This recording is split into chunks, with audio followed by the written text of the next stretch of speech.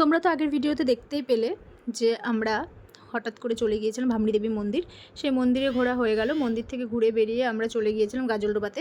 গাজলডোবাতে সেদিন সত্যি খুব ভিড় হয়েছিল, কারণ সেদিনকার ওয়েদারটা খুব ভালো ছিল, না ছিল বৃষ্টি, না ছিল রোদ, না ছিল গরম। একটা তো ভাবসা গরম থাকেই, তো যাই হোক সেরকম রোদটা ছিল না, আর হালকা বৃষ্টি বৃষ্টি ওয়েদার ছিল, সেরকম বৃষ্টি ছিল না, তো যার জন্য সেখানে সেদিন প্রচণ্ড ভিড় হয়েছিল।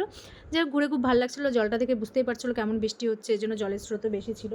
আর আমি যেহেতু মা, আমার ডিউটি তো করতেই হবে, তো যাই হোক ওকে খাইয়ে নিচ্ছিলাম। আর মেন আসার সময় আরেকটা ব্যাপার ছিল যে আসার সময় আমরা আমার ননদের বাড়িতে ঢুকবো, তো ননদের বাড়িতে ঢুকলাম, সেখানে ওরা ছিল না, ওরা ছিল দোকানে। এবার দোকানে যখন চলে আসলাম, এখানে সবার সাথে দেখা হয়ে গেল। এবার সব ছেলেরা যখন এক জায়গায় হয় তাদের কী গল্প হয় তোমরা সেটা বুঝে নাও। তারপরে আমাদের এখানে দেখা হয়ে গেল, এদিকে আরেকজন ক্রিয়েটারের সাথেও দেখা হয়ে গেল, ওকে তো তোমরা চেনোই। তো সেখানে গিয়ে একটু খাওয়া দাওয়া করে নিলাম, করে নিয়ে দেন আমরা বাড়ির পথে রওনা দিলাম। তো যাই হোক, যদি ভিডিওটা ভালো লাগে অবশ্যই লাইক কমেন্ট করতে ভুলো না। দেখা হচ্ছে অন্য কোনো ভিডিওতে। Tata, bye bye.